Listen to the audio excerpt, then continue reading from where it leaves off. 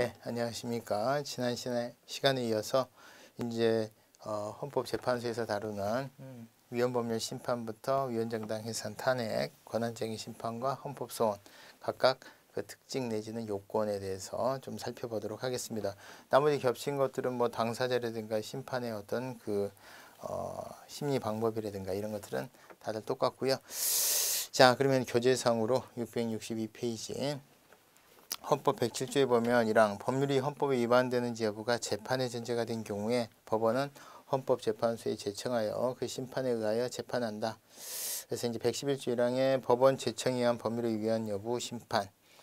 그 다음에 요게 이제 법률에 위헌 결정 할 때는 재판관 6인의 찬성이 있어야 한다. 이렇게 되어 있습니다.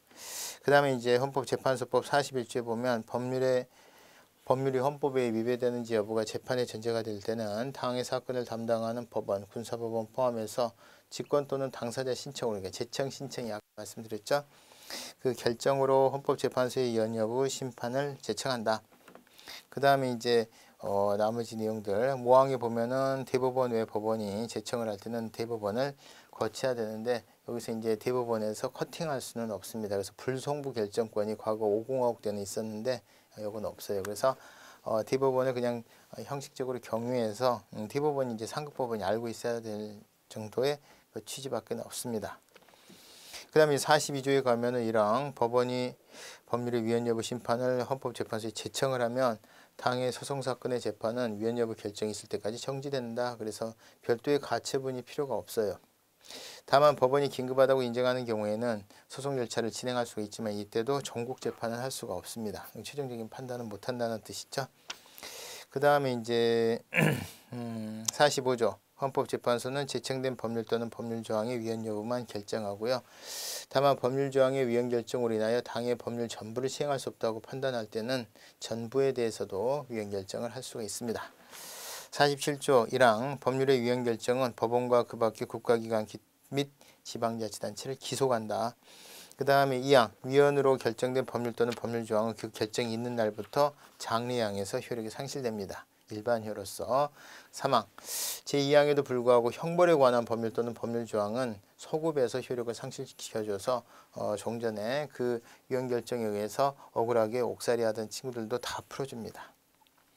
그 전제가 잘못됐다는 거죠. 다만 간통죄처럼 합헌 결정을 4번 하다가 마지막 위헌 결정하는 것처럼 해당 법률 또는 법률 조항에 대해서 종전에 합헌으로 결정된 사건에 대해서는 최종 합헌 결정 있는 다음 날까지만 소급해서 효력이 상실하도록 되어 있습니다.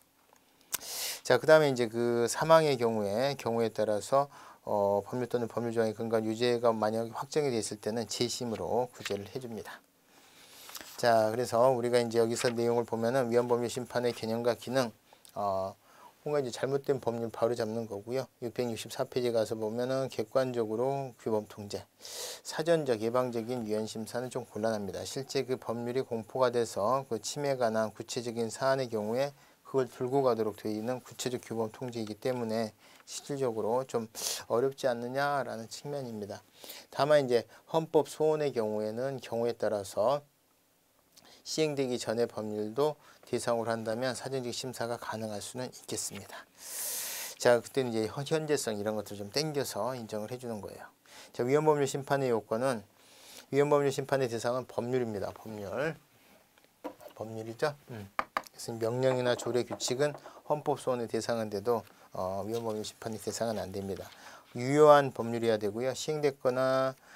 시행됐으나 폐지되거나 개정된 법률은 원칙적으로 대상이 안 되지만 경우에 따라서 부칙에 서 만약에 국적법 같은 경우 얘가 있는데 부칙에 문제가 있는데 그 부분에 대해서 혹시라도 지금 문제가 된다. 법의 침해 상태가 계속되거나 국법이 계속 적용이 된다면 대상으로 삼을 수가 있습니다. 또 국법의 위헌 여부가 신법에 소급 적용되기 위한 전제가 될 때도 경우에 따라서 인정되는데 이런 것은 예외적인 경우예요. 시행된 법 없이 폐지된 법률도 경우에 따라서 방금 보셨던 예외적인 상황이라면 가능할 수 있겠습니다.